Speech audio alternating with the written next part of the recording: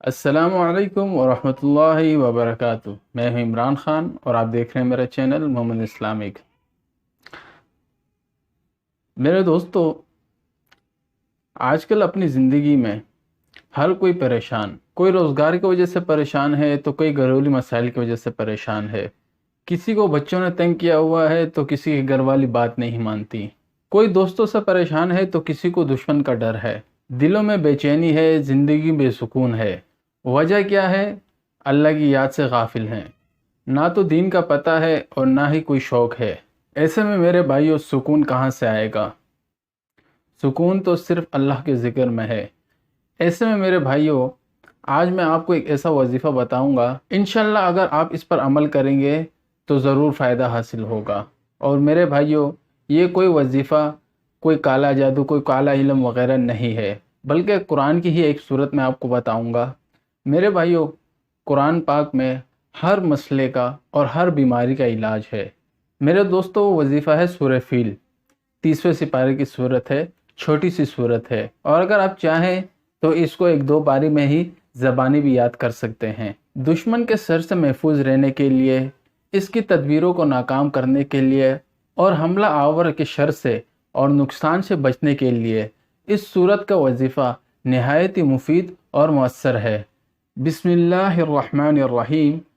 علم تر کیف فعل ربک باصحاب الفیل علم یجعل کیدہم فی تضلیل وارسل علیہم طیرا ابابیل ترمیہم بحجارۃ من سجیل فجعلہم کعصف معقول۔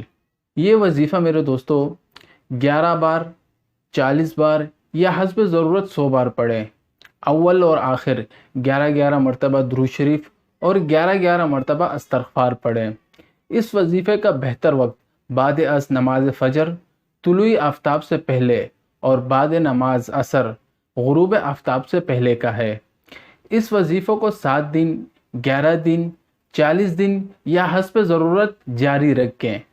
اگر 11 یا 40 بار پڑھتے ہوئے آخری بار پڑھنے لگیں تو آخری آیت فجعلہم کعصف معقول کی 100 بار ایک تسبیح کر لیں تو اس کی تاثیر مزید زیادہ ہوگی۔ انشاءاللہ دشمن سے نقصان پہنچنے کی قوت سلب ہو جائے گی۔ ایک اور وظیفہ جو اللہ کے ہی ناموں میں ہے، یا خافضو، منکر اور متکبرین کو پست کرنے والا وظیفہ برائے فتح اور نصرت، یا خافضو۔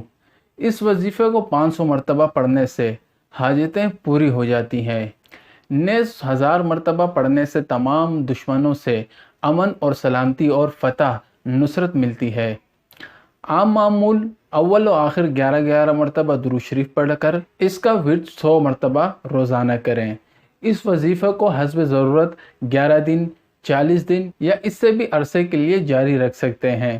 میرے بھائیوں، یہ اللہ کے نام ہیں اور جو بھی ان کا ذکر کرے گا انشاءاللہ ہر مسئلے اور ہر پریشانی سے نکل آئے گا۔ حضرت جنید بغدادی رحمۃ اللہ علیہ کو کسی نے ایک پرندہ تحفے میں دیا۔